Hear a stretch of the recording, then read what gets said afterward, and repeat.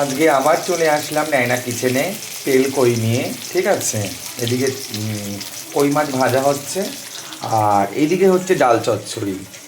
সব একবারে ডাল ধুয়েছি, ডাল ধুয়ে রসুন হালকা কুচিয়েছি 6-7টা, আর কাঁচা লঙ্কা আর পেঁয়াজ আর হলুদ আর হচ্ছে কাঁচা তেল নুন দিয়ে মাখিয়ে আমি বসিয়ে দিয়েছি। দেখতেই পাচ্ছেন রীতিমতন ফুটছে। এরকমভাবে ডাল চচ্চড়ি দারুণ লাগে। ঠিক আছে, আর এটার রেসিপি বলছে আমি কী কী দিচ্ছি। আর এদিকে ভাত কমপ্লিট। ঠিক আছে, ভাত কমপ্লিট। আর এইটা হচ্ছে মশলা। মশলায় আমি দিয়েছি হচ্ছে পেঁয়াজ বাটা, জিরে বাটা, আর 2 কোয়া দিয়েছি, বেশি দিইনি, 2 কোয়া রসুন, আর হচ্ছে লঙ্কা, কাঁচা লঙ্কা 4টে। আপনার গুঁড়ো লঙ্কাও খেতে পারেন, চাই শুকনো লঙ্কাও খেতে পারেন। ঠিক আছে, সেখানে আমি কাঁচা লঙ্কা ইউজ করেছি, কেন আমার ঘরে সব বেশিরভাগ কাঁচা লঙ্কাই হয়। ঠিক আছে, তারপরে একটুখানি যদি কালার করার জন্য, সেটা আপনারা জানেন কালার করার জন্য কী কী আনতে হয়, কী লঙ্কা দিতে হয় সেটা আপনারা জানেন।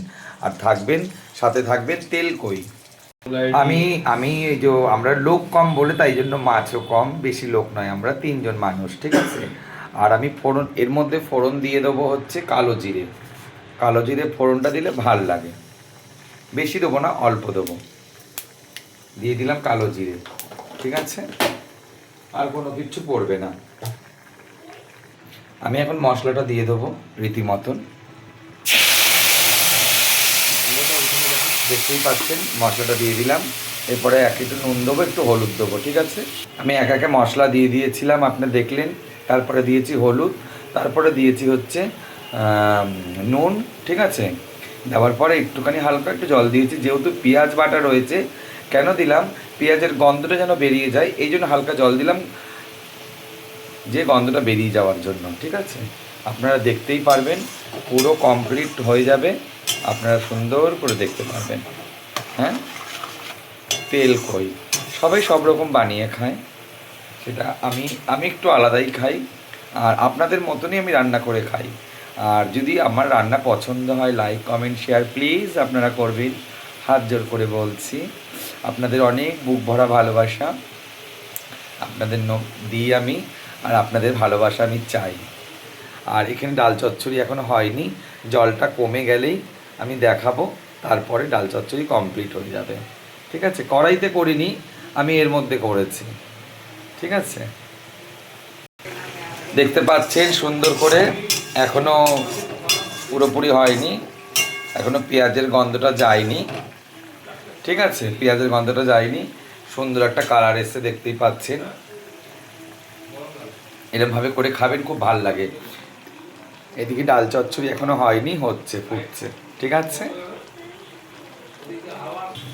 এদিকে আমাদের মশলাটা সুন্দর হয়ে গেছে। হালকা একটু জল দেবো, বেশি জল দেবো না, হালকা জল দেবো।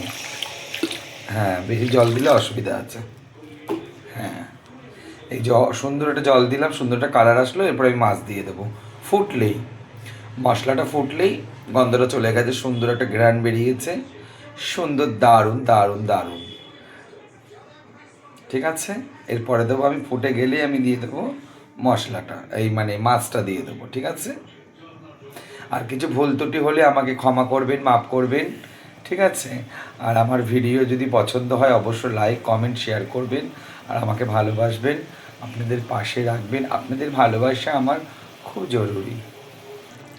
ইতিমধ্যে আমার তেল কই রেডি, সুন্দর করে দেখতেই পাচ্ছেন, সব তেল ছেড়ে দিয়েছে, এদিকে হালকা ফুটছে, আর এদিকে ডাল চচ্চড়ি তো হয়ে গেছে, দেখতেই পেরেছেন কত সুন্দর লাগছে, দারুণ টেস্ট, করে খাবেন।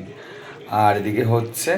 ঠিক আছে, সবাইকে খুব অনেক অনেক অনেক অনেক বুক ভরা ভালোবাসা নায়না কিচেনের। আপনারা সব কিছু লাইক করেন, কিন্তু আমার মতন গরিবকে একটু লাইক করুন আপনারা।